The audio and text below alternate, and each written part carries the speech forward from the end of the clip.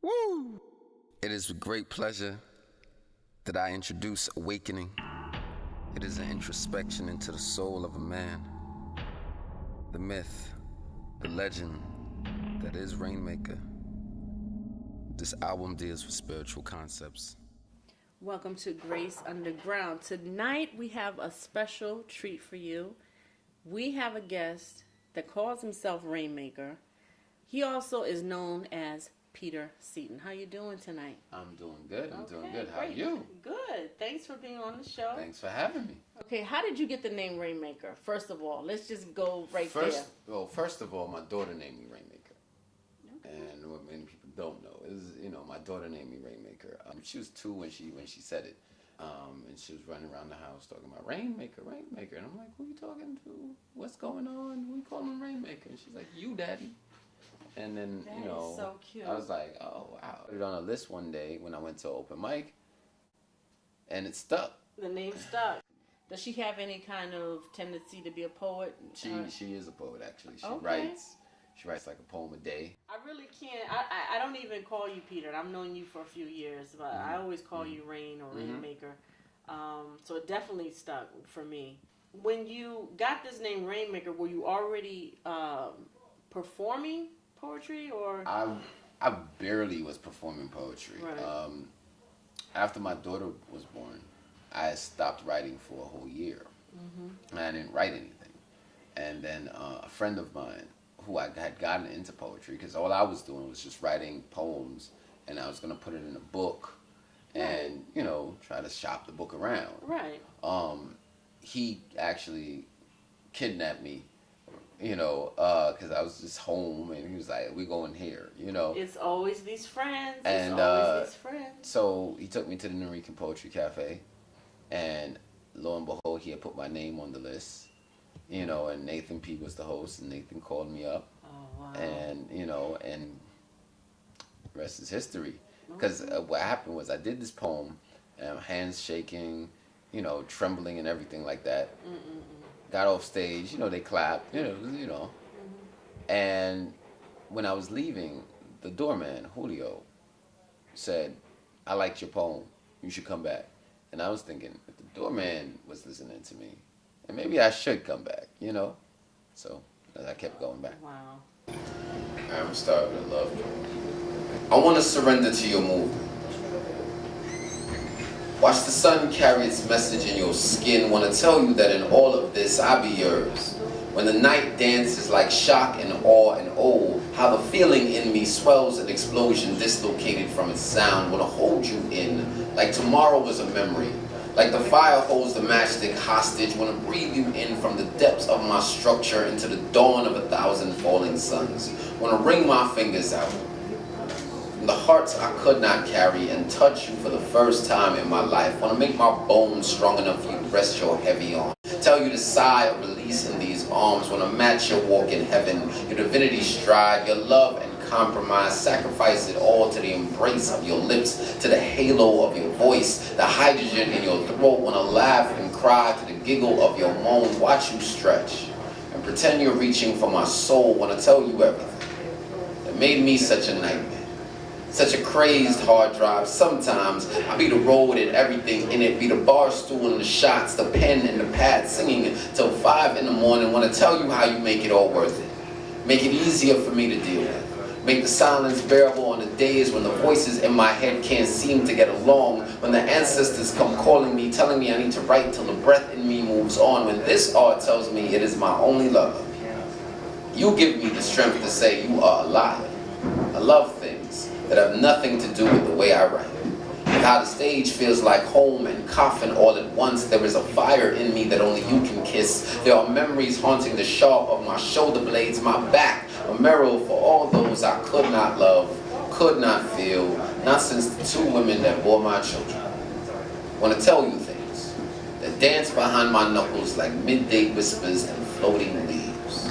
Show you all the vulnerability here. A man that has no limits here. I do not know you. I haven't even met you yet. When I do, I'd probably have too much pride left over in these old, starstruck slave bones to muster. the uncompromising strength it would take to tell it.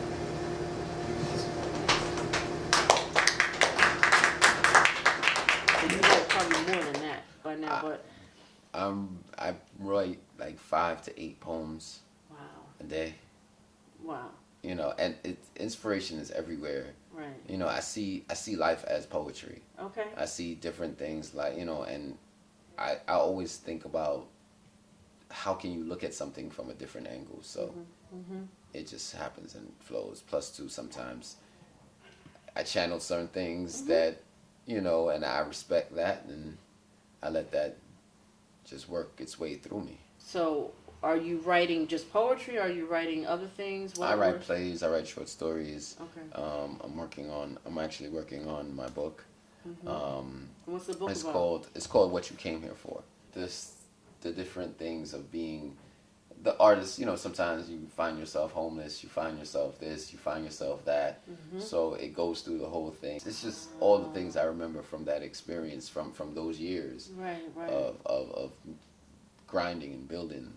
So at this point in your life, you don't really experience writer's block. No, so I much. don't. I don't believe in writer's block. Okay. Writer's block is something that, you know, it's an excuse. Okay. Okay. You don't want, there are things that you want to say, that you have to say for Right. yourself, for your healing, because poetry is the art of introspection of yourself, is healing yourself with these words that you are actually speaking, because they're coming from a better place than you think you are living at this point in time. So of course you should be listening to the words you speak and trying to implement them. And you know, it's a hard thing, you know, and people don't necessarily want to face themselves in a mirror, much less in their own work that people have heard. I definitely believe in the sense of speaking positive, trying to speak positive at all times, because I do believe your words can manifest things in your life, both negative and positive. So I definitely True indeed. agree Sometimes with that. negative faster than the positive. So I know that you really started falling in love with words at a very early age. Can you tell me a little bit about that? well, when I was really young, I used to stutter uncontrollably, and I couldn't get a sentence out at all. You know, Oh, wow. so That's unbelievable.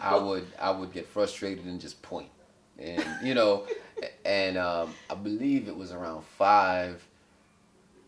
It kind of got a little better for me, Right. but I remember speaking my first full complete, like, structured sentence and paragraph when I was like 9. Are you really serious? I'm serious. And when I started speaking clearly, Right. I just You couldn't shut up. So all that built up. and then poetry really came into the picture when I had all this pent up anger, because it was the things I still couldn't express. So I had a lot of anger. Okay. And my aunt one day said, you know, I want you to. She said something to me, and I was so mad about it, and I was just staring her down. And you know, I'm from Jamaica, so that's never even thought of. I was just like, I was gone. So rather than, you know, hit me or anything like that, she just looked at me, and she's a teacher, and all the females in my family are teachers. Oh, wow. So she told me to go write something about why, you know, I was so mad. So I came back with like this 6-page thing, as far as, you know, and like all teachers, well, it took 2 days and graded it in red ink. Oh no! What grade did you get? Well, it wasn't like a grade. She just marked it up. mark this word is wrong, that word is The grammar, this word that, right. But she did something really, really spectacular. She told me for every sentence, which was quite a lot, that she had underlined, I needed to write the opposite emotion. Okay. Well, at the time I didn't understand, you know, but she wanted to show me that there was both I expressed this, but also there was another side to this same emotion. Okay. And we've had conversations now that I'm older. We've had conversations about this exercise back and forth. You know. What's your aunt's name? I like names. Aunt Junie. Aunt Junie. Yes. So you have a few spiritual people. You got your daughter naming you Rainmaker. You got your Aunt Junie, you know, giving you this lesson in writing. Looking back, a lot of things in my life now, and what happened to me, just gave me the necessary equipment to be able to use. You mean even from the very beginning? Even from the very beginning. I found out a couple of days ago that my dad's a master editor. Oh, like really? He can just look at a page and tell you what went wrong. Oh, hey, and, that might come in handy for Grace Underground. You know, so you know, and I realized my mom used to write in college, so it was, and she studied English. You know, she's a master's in English, and she's a master's in special ed, teaching children with special needs. Oh my goodness! And she's a teacher as well. So it may very well just be in your blood. It's may very well be. Now, you opened up for Carl Thomas. That's pretty impressive. Yes. And Most Deaf. Yes. How did that come about? How did you get that gig? It was just the right place at the right time. A friend of mine put in a call. I showed up, and that's how it happened. And so when you met these guys, because I mean, you know, I love Most Deaf. I mean, that's one of my idols. we met like, you know, for maybe a split second. It wasn't anything. Right. It wasn't anything like, hey, you know, but it was just like. So you didn't get any job, feedback you know? about? Oh, no, you they was did? like, you know, good job. You know, Okay. I liked it. You know, it's poetry, and that's you know, nice. it's cool. And because Most Deaf is kind of a poet, also. yeah, you know? he was he came through the Brooklyn Moon, and Lauryn Hill and Erica Badu and stuff like that. They all have come. Oh, so you remember the Brooklyn Moon? Yeah, yes. I remember those days. Yes, I probably ran into you and didn't Harlem know Tea it. Party and all that. Yes. Clap it up if you love your life. Oh yeah. Yeah.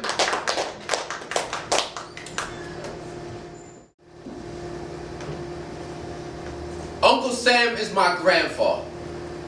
The Nazis are my first cousin. I'm deep in this bitch like oil. Been trading arms to underdeveloped countries, told generals to chop off arms and they'd get more arms. I see these children as dollar signs. I put the politician in pimp. Got whole governments on a whole show. Let me tell you a little bit about my history. I was born in murder. Spread across waters, tattooed genocide across my neck. I'm a fiend for the green. Napoleon said, everything my eyes look upon is mine. An imperial civilization that was savage to its subjects, and I've introduced every disease from the Black Plague to syphilis. Because in my line of work, if people ain't screaming, I ain't earning. If bodies ain't hitting the floor, my bottom line ain't flying. Went to church and bought Jesus, now I'm holy with capitalism. Got a boost from one that became a payday. Hitler told me to finish my breakfast, so I bombed the towers. People needed to be reminded I got the end of the world at my fingertips. Breathing destruction when I whispered slavery in Columbus's ears. It paid off so well, I'm still tweaking it till this day. Sit back and watch you run as I flick the ashes on the skull and bones in my ashtray. My name is America. Or I prefer the 13 colonies. I got bankrolls and flesh. Peace to me is starvation. War makes the money, and I'm an expert at playing on your insecurities. All I see is dumb and dumber. Old money in this spot now. I can buy your soul 1,000 times over and still have change left to give you a job. See, it's simple. I give the world just enough to survive, but never enough to change their condition. I got the Bible working in overdrive, because belief is a cash cow. Cash your hard-earned dollars in on salvation. I got a mansion underneath the Vatican. It all comes back to me. You can slave for 40 years, or you can pay for 40 years. I keep people hungry so I can build more prisons. Back the dollar with lies so gold could be obsolete. I got secret societies, I don't need to be diplomatic. Democracy is just my storefront, but I'm manufacturing pure grade A world domination. Stop the international news from getting in and saturated you with reports of gang violence in Brittany. Cut school funding because it doesn't make me any money if our children are smart. I need people in debt around me so I can leverage their situation to my benefit. Got tired of doing all this by myself, so I birthed big businesses. Now we all keep the money between us. Only the strong survive. Only the cold-hearted live to see another sunrise. And the criminals at the bottom got nothing to do with the criminals at the top. Just look at our healthcare system. Our social security system been this way since the Indians been trying to tell you. Ain't you can do about it. Showed you movies of how I get down, so you know what's in store for you if you try to get out. I'm America, baby, and I got my pimp hand on your heartstrings. So what you need to do is what you've always done, and bend the over. Please, y'all, thank you. Have there been people that you that inspire you, or you kind of look up to along the way? Oh, definitely. Yeah. Who are some of these people? I mean, I know some of them. You but definitely know some of them. Kasim Allah, without yeah, question. he's amazing. And Goma, Yes. Ayaba, Mandingo. Oh man, Brother Earl. A brother by the name of Tashaka Campbell, who lives in London with his wife now. There's so many. And let's not forget Dune. Dune is like the godfather of all of our Yes. And I actually met you at one of Dune's Sunday night poetry sessions. Yes. And I think that's when I first met you, and Yes. I was so impressed. And if for those of you that don't know, it's kind of a setting like this. You sit around, you share your poetry with one another, and it just feels like home. It feels like family. And I'm glad that I met you at that area. Definitely. In my life, I was going through a lot of stuff in my life, and I actually went through gentrification in Harlem. And I was actually homeless for a minute. Wow. When I was starting to, people don't know that about me. So I went through my own little pain, also. That's but interesting. yeah, I was definitely sure when I met you. You just like, fun. Hey, what's going on? And a lot of my friends stepped up, and hey, I got an extra bedroom, whatever, and that's what we do. We take care of each other. True indeed. So I want to talk a little bit more about how you really believe in writing a poem a day, or more than a poem a day. And you made a comment that you learn more about yourself the more you write, and you have to write to get better. Yes. Can you just talk a little bit more about that?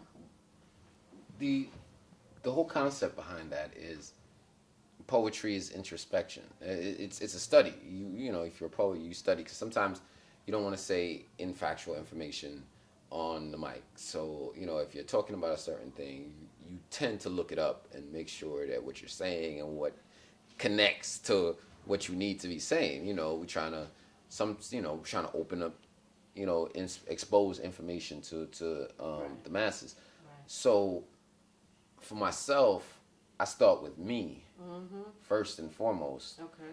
And I write about the things that I'm going through, and I'm vulnerable in that. Because somewhere someone is going through the same thing, and I don't know. They may not say it to you at the end of the show, but you may have touched them, or you may have stopped somebody from, and words are that powerful. So if words are that powerful, we should use our own words on ourselves. Okay. To get better. Okay. So, and the writing is just, it's 40,000 hours makes you a master at one thing. I try to spend that much time writing. And I'm sure you do. So what are some of the cities that you've performed in? Philly, Austin, Texas, Baltimore, Nyack County, which is probably still New York, Vermont, and wow. Jersey, and just all over the place. Baltimore, do you have South Carolina, North Carolina, Atlanta, Georgia. I'm getting down to Mississippi, and in November we go into Canada. I'm going to Canada. Ooh. So definitely. At this point, my favorite would have to be, I love performing in New York, but I love the Baltimore crowd. I love the Baltimore crowd at this point right now. Okay. You have an interesting project that you're doing right now called Pieces of a Man. Yes. So Pieces of a Man is 7 men on stage, 7 black men on stage, being unapologetically men. You get barbershop conversation on stage. It's all designed to have men discuss issues that we do not talk about.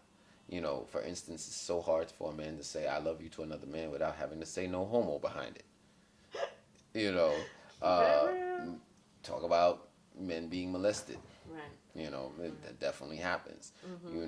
If you know, if an older woman hits on you and you're underage, you know, that shouldn't be cool with you. You know what I'm saying? You should be high-fiving your boys. You just got raped, homie. You know what I'm saying? You know, you just really got raped. Oh, wow. So, you know, and we don't necessarily come to that realization until later on in life. And then all these other stuff start to come back up, and some start to deal with these issues and then realize the change in them.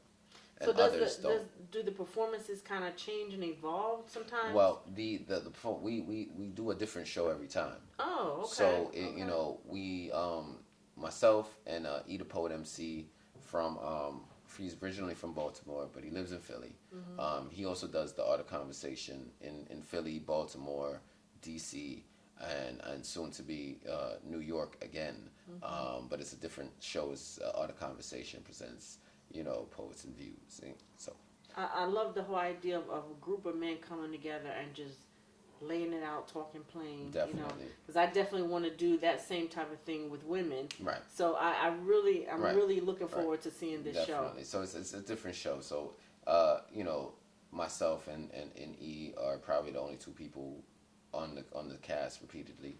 Okay. And kids, you know, it's our show. We're branding it, and and it changes franchising with different it. artists. And That's great. So the 5 new artists are usually from that city. I see. So you're the 2 that stay. Right. So we represent the out of town poets. Okay. And they represent the poets that live in that particular city who may have write some poems on man issues and stuff like that. Who actually normally write in that veins or you know. Stuff like that, yeah. I'm also in the cast of The Male Ego, which is very big, which is 4 men. It's myself. It's an urban word poet, youth poet by the name of Mega. Another poet by the name of Kilasan Batista, who is a Filipino. And a friend of mine by the name of Carlos Aro Burgess, right? So us 4 brothers. And we delve into some things, and we definitely go in. And so our first show is in Atlanta on the 5th of October. Wow. You know, and then subsequent shows will come in colleges. So, you know, we're definitely looking for colleges. You have a college you want us to come to, we'll come to. You have a high school you want us to come to, we definitely will come to. Okay. So, yeah. Now, you know there's different poetry shows that have been on television. What do you think about some of them? I know a couple of them have gone off the air, but I'm just curious what your thoughts on some of those shows. I understand deaf poetry is what it is for poetry. You know, a lot of people don't necessarily like it. I have my love-hate relationship with it as well.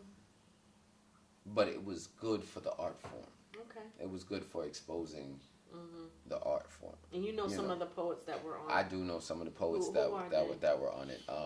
Black Ice, you know, brother by the name of Skrill, youth poet. Yeah, I love Skrill. Right, yeah. you know, Amir Suleiman was on it. You know, he did, you know, when I saw him do his poem on there, I was like, when you know, the Danger poem, I was like, they let this air? Like, you know, it was that intense. Yeah, because it was very censored. It was that intense. Well, you know, the first season, you know, was like, this is big, this is new, this is groundbreaking. Right. Second season was same thing. By the time the third and the fourth season rolled around, there was a lot of politics involved. Yeah. And, you know, and subsequently, it became who you know. Most business deals are who you know. You know, sometimes just being on the corner is who you know. So, you know, I can't even get mad at that. But you know, it worked for what it worked for. Okay. I think the difference between Def Comedy Jam and Def Poetry Jam, however, is that, you know, they branded the actual comedian. Right. Rather than the title of the show itself. And with Def Poetry, they branded the actual title. Okay. Rather than the actual poet. that was actually doing the poem. Hmm. You know, so you had everybody wanting to be a deaf poet, right? Rather than everybody just saying, "Oh, I saw such and such on there. Let me go check him out." Like, you know what I mean? So it was like that. Okay. So I feel that was the only. I rather they had branded the actual artists, each individual artist that had touched that stage. What about that other show? B&B, Brave New Voices. Brave New Voices. Brave New How did Voices. you view that one? Anything dealing with the youth is always it's always a good thing. My thing is, I work with youth, and I work with them, and so I saw Brave New Voices as, yes, they are getting their exposure out there, they're getting their names out there and stuff like that. But I don't know if it was a national success or a commercial success, or wherever the bottom line is on that. It was just, it felt good to me to see them getting out there, and they've survived things in their lives that would cripple us. Had we had to go through, if we ever had to go through anything like that, like you know what I'm saying. So they I've sat down with some of them, and they the things that they've shared is like, wow, survivors, like, exactly. So I think they have a better sense of a family sometimes. Youth poets and tend to gravitate to it. They make their own family, and they tend to stay consistent in that. Rather it's not like every man for himself. That's a good point. What's up next for Rainmaker? Well, I'm going to produce the book, the What You Came Here For book. I'm dropping the erotic album, the long-awaited erotic album. It's called Acoustic Wet. And so that I have 2 more albums slated to come out. Of course, The Male Ego, Pieces of a Man. Definitely supporting my business partner Ida Poet MC as far as the Art of Conversation is concerned. So many other things. Writing, putting together projects, trying to create new ways and new avenues to earn and stabilize and diversify my portfolio and stuff like that. But I'm definitely open to collaborating with singers and collaborating with other poets and stuff like that. Good art feeds off good art. That's right. And, iron sharpens iron. You can't. That's right. So it's always a good thing to see your work in a different light. I'm all about putting my work in a different light, seeing how I can represent it, how I can do this and stuff. Well, I know that you have some exciting things coming up over the next year and the years beyond. So we wish you the best of luck. Thank you so much for coming on. Thank you. You're one of my most favorite performers, writers / poets. And I'm a big fan. So thanks a lot for coming on. All right. Okay. Move to this. Understand this is not me. This is my spirit. This is my potential. This is what I want for you. Know with great sincerity, I love each and every one of you.